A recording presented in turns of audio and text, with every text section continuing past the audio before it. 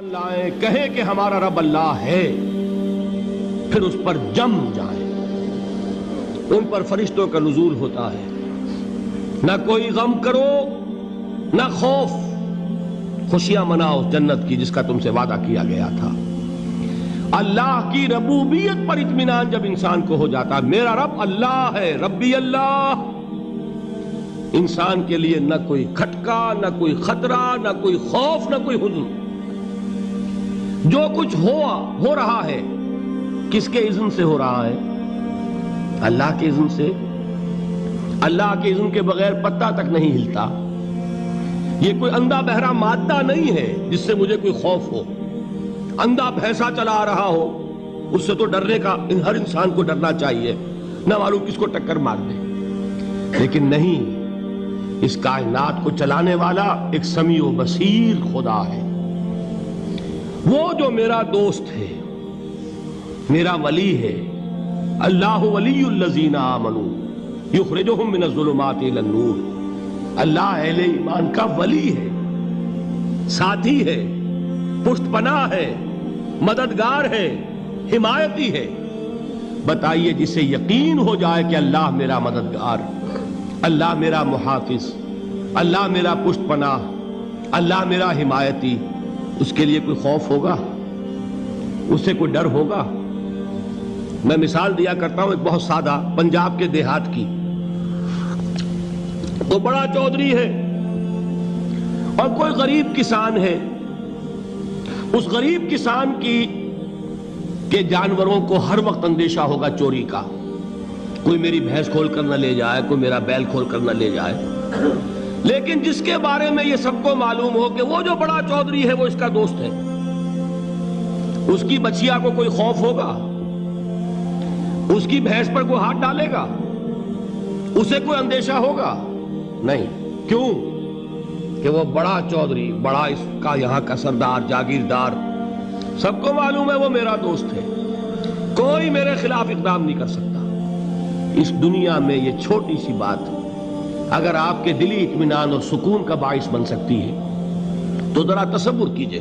میں لفظ تصور استعمال کروں گا صرف اس لیے کہ اس کا ہم جس کو کہتے ہیں ادراک اور شعور کر نہیں سکتے، اگر کے ساتھ کر سکتے۔ اگر یقین ہو کہ اللہ میرا مددگار اور یقین ہو کہ اللہ ہر آن میرے ساتھ ہے، پھر کوئی خوف، کس کا خوف؟ کوئی شے اللہ سے بالا تر ہے؟ کوئی قوت اس سے زیادہ طاقتور ہے؟ کوئی اس کے ارادے کو بدلنے والا ہے؟ کوئی اس کی مشیت کے آڑے آنے والا ہے؟ یہی بات ہے جو حضور نے فرمائی۔ یہ ایمان کا حاصل ہے لب لباب، کہ دیکھو اچھی طرح اس بات کو ذہن نشین کر لو، اگر تمام انسان مل کر تمہیں کوئی نقصان پہنچانا چاہے نہیں پہنچا سکتے، مگر جو کچھ اللہ نے لکھ دیا ہو، اور تمام انسان مل کر تمہیں کوئی نفع پہنچانا چاہے نہیں پہنچا سکتے، مگر وہ شے جو اللہ نے طے کر دی۔ آپ پھر میں کہوں گا ذرا طاری کیجئے، اسے فرض کیجئے، اسے سوچئے۔ اگر اس حدیث پر ہمارا دل ٹھکا ہوا ہو تو کسی سے ڈر ہوگا؟ یہ مجھے نقصان نہ پہنچا دے، یہ میری رپورٹ خراب نہ کر دے، یہ میری انکریمنٹ نہ رکوا دے، یہ میرا یہ نہ بگاڑ دے، یہ میرے یہ نقصان نہ پہنچا دے۔ اس کا ڈر، اس کا ڈر، اس کا خوف، اس کی خوشامد، اس کے لیے جا کر طرح طرح سے اپنی عزت نفس کو ذلیل کروانا اس کے سامنے، یہ سب کچھ کیوں کرتا ہے انسان؟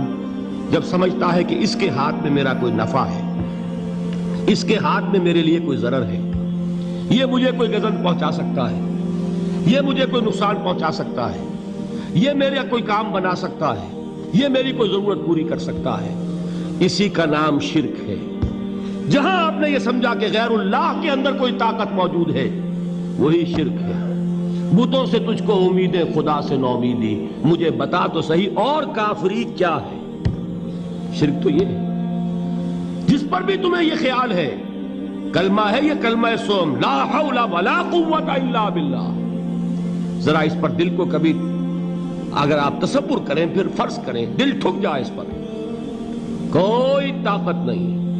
یہی بات تھی جو شیخ عبد القادر جیلانی رحمۃ اللہ علیہ نے اپنی وصیت میں اپنے بچے سے کہی.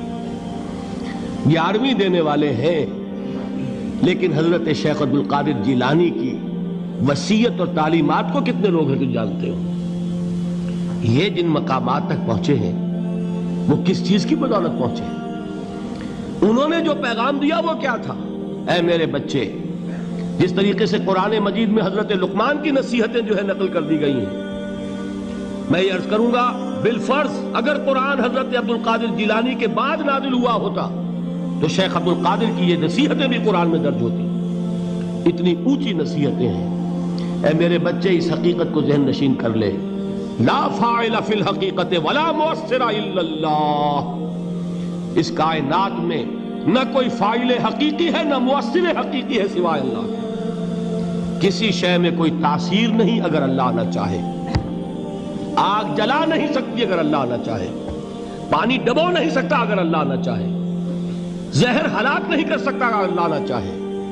کوئی چیز فائدہ نہیں پہنچا سکتی اگر اللہ نہ چاہے. تو در در پہ کیوں سر جھکاتے ہو؟ در در پر کیوں جبیں سائی کرتے ہو؟ سب کے سامنے کیوں ہاتھ پھیلاتے ہو؟ ایک اللہ سے مانگو. ایک اللہ کے سامنے زمین پر اپنی جبین رکھو. لا فاعل فی الحقیقت ولا مؤثر الا اللہ. نظر آتا ہے ہمیں کہ پانی پیاس بجھا دیتا ہے. پیاس بجھانے کی صلاحیت پانی میں نہیں ہے، اللہ کے اذن سے. کھانا بھوک مٹا دیتا ہے، بھوک مٹانے کی صلاحیت کھانے میں نہیں ہے، اذن رب میں. دیکھیے یہی یقین تھا. حضرت موسیٰ علیہ السلام کا واقعہ یاد کیجئے. سامنے سمندر آ گیا ہے، قوم دیکھتی ہے پیچھے کہ گرد و غبار کا طوفان ہے. معلوم ہوا کہ فرعون اپنے لشکر سمیت آ گیا ہے. لشکر جب چلتا تھا تیز رفتاری کے ساتھ تو گرد و غبار کا جو طوفان اٹھتا تھا اس کا تصور کیجئے. اور لمحہ بلمحہ وہ قریب آ رہا ہے. پوری قوم نے کیا کہا؟ اے موسیٰ انا لمدرکون، اے موسیٰ ہم کو پکڑے گئے. قرآن مجید نے تو یہاں وہ باتیں نہیں لکھی ہے، لیکن تورات میں یہ درج ہے کہ بنی اسرائیل جھگڑنے لگے، دست و گریبان ہو گئے موسیٰ کے ساتھ. موسیٰ ہمیں یہاں مروایا لا کر، اس سے تو ہم ہی بہتر تھے. وہاں کھانے کو ملتا تھا، زندگی تو تھی، بیگار ہم کر رہے تھے، موت تو نہیں تھی. اب جو کچھ ہوگا اس کا تصور کرو، جس طریقے سے ہمارے ٹکڑے اڑائے جائیں گے. تو لڑ رہے ہیں حضرت موسیٰ علیہ السلام سے. یہ تورات کی تفصیل ہے. قرآن میں صرف اتنا آیا ہے، پریشان ہو کر انہوں نے کہا انا لمدرکون، موسیٰ ہم تو پکڑے گئے. اس وقت موسیٰ کا جواب کیا ہے؟ کلا ان معی ربی سیہدین. نہیں، میرے ساتھ میرا رب ہے، وہ راستہ دے گا. بتائیے کہاں راستہ نظر آ رہا ہے؟ یہ ہے ایمان بالغیب. راستہ نظر نہ آئے تب اللہ پر یقین ایمان ہے. جیب میں پیسے ہوں اور تب دل کو اطمینان ہے تو ایمان کس پر ہوا؟